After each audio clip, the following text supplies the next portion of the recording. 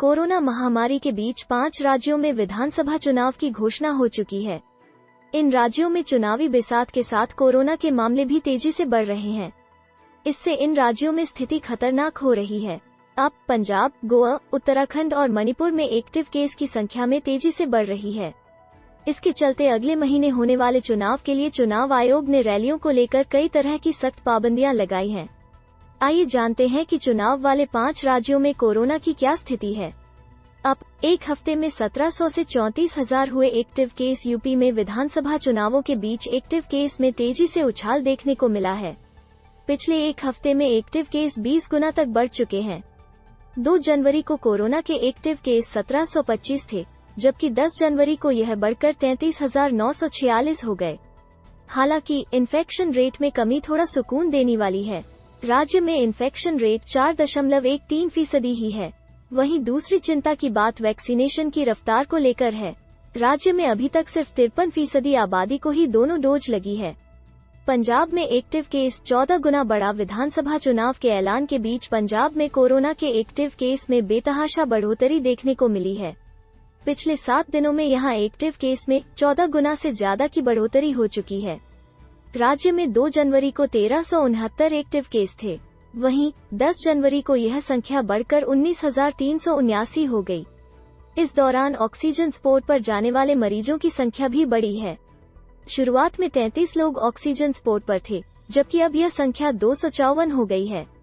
Corona के 10 मरीज ventilator पर भी हैं। इन्फेक्शन रेट में भी तेजी से इजाफा हुआ है।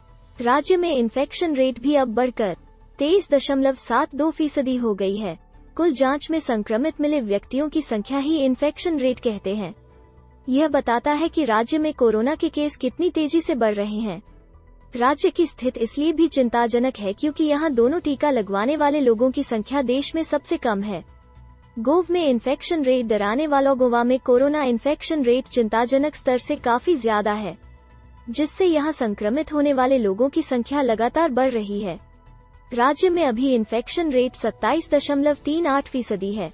राष्ट्रीय औसत से ज्यादा वैक्सीनेशन से होने से राज्य में अस्पताल में भर्ती होने वालों की संख्या अभी भी कम है।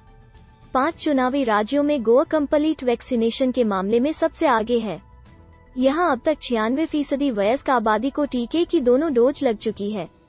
उत्तराखंड वैक्सीनेशन रेट बेहतर फिर भी एक्टिव केस बढ़े। उत्तराखंड में भी कोरोना के एक्टिव केस में तेजी जारी है।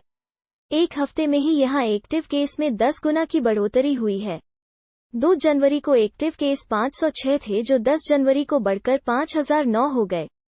यह स्थिति तब है जब राज्य में 85% से ज्यादा लोगों को वैक्सीन की दोनों डोज दी जा चुकी है, जबकि राज्य में इन्फेक्शन रेट 7.57% है। मणिपुर में एक हफ्ते में एक्टिव केस 2 गुना हुए। मणिपुर में अन्य 4 राज्यों के मुकाबले कोरोना के मामले काबू में हैं।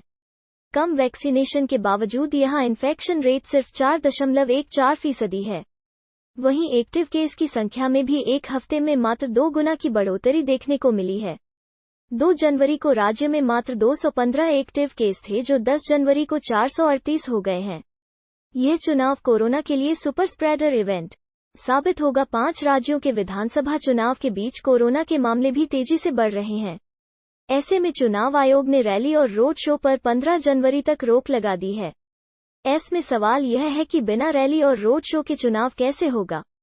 निर्वाणा बीइंग के संस्थापक और सीईओ जयधर गुप्ता कहते हैं कि ऐसे देश में जहां सोशल डिस्टेंसिंग का पालन कराना चुनौती है, इसके साथ ही मास्क और वेंटिलेशन को लेकर भी जागरूकता नहीं है।